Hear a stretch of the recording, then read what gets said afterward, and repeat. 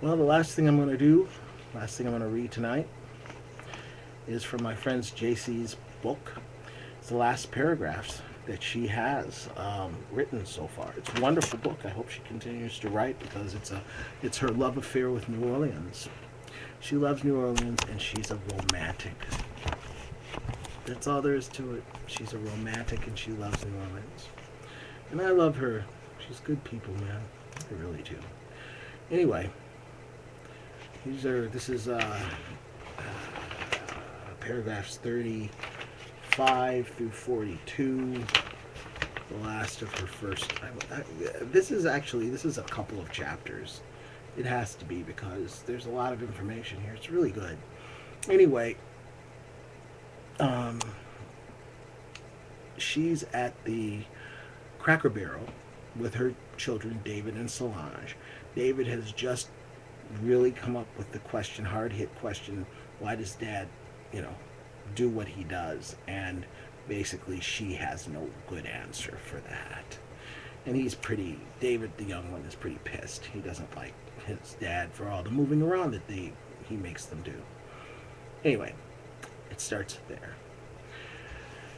In fact, the incessant moving around had been difficult for me to explain too, although I usually made a strong pass at articulating the wanderlust brought by the intellectual ennui that resided in my husband's soul, particularly when potential employers asked during the interview process, "Mrs. Burroughs, I can see from your resume that you lived all over the country.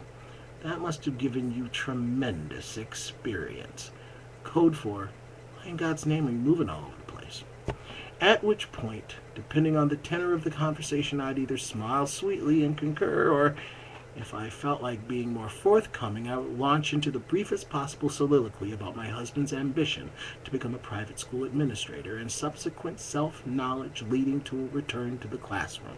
In either case, I would assure the interviewer in the most heartfelt way of my husband's love for his new position and our desire to make a real home of this place and become part of the community. Each time, though, my act was less convincing than the first. "You know, Mom," David continued, "you stick up for him real well, but maybe you shouldn't. Maybe you should allow him to keep up with this shit. Just because he can't figure out what he wants doesn't mean we should get dragged all over hell and gone." "David, don't talk like that in front of me." That's all I could come up with. Luckily for me, the food showed up at the moment, and I rescued myself from further conversation by diving into a platter of salad. I was worried about Mr. Montgomery and annoyed at my son for laying the truth about my husband out on the table. But I was at peace, nevertheless.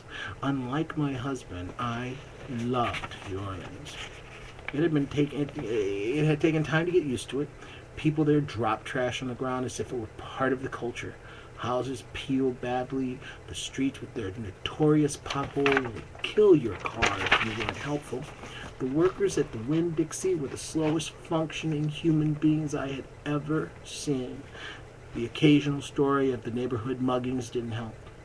Nor did the thought of the upcoming governor's election that pitted self-proclaimed crook Edwin Edwards against KKK wizard David Duke. I truly wondered how we'd ended up moving to such a startlingly third world country. But through some incredibly gymnastic mental feat, I threw the shocked, horrified disappointment on its head and learned to live in uptown New Orleans. We got the house painted in neutral colors and replaced the carpet. We discovered the Little Professor bookstore on Carrollton. After I got sick eating at Rick's Pancake House the first time, but I learned to order tiny portions there. Cozy, smelly Zara's on Petrana, only a few blocks from our house, was where I bought my meat. The same workers were always there, and they began to recognize me. And I could walk into the magnificent Latter Library on St. Charles Avenue. Uptown was not just a place for us to rattle around in. We began to fit in. Or at least, I did. My first 4 years in New Orleans, I taught at a small, almost exclusively black Catholic school in the East. I was seriously misplaced as a teacher there. First as a French and Spanish teacher, then a computer teacher in a room full of Apple IIs. And finally, and most horribly, I was moved out to the portable trailers and given an audition as a third grade teacher. I failed. I should have been glued. I liked the children, and most of them liked me. I remember LaShawn, whose father had just lost his job with the floundering construction of Harrah's Casino, who gave me a handmade dish towel as a Christmas gift. And I remember Dinar Waddle, who never once failed to give me a hug when she saw me in the morning. And there were the Watley twins, Andrew, the serious one, the one...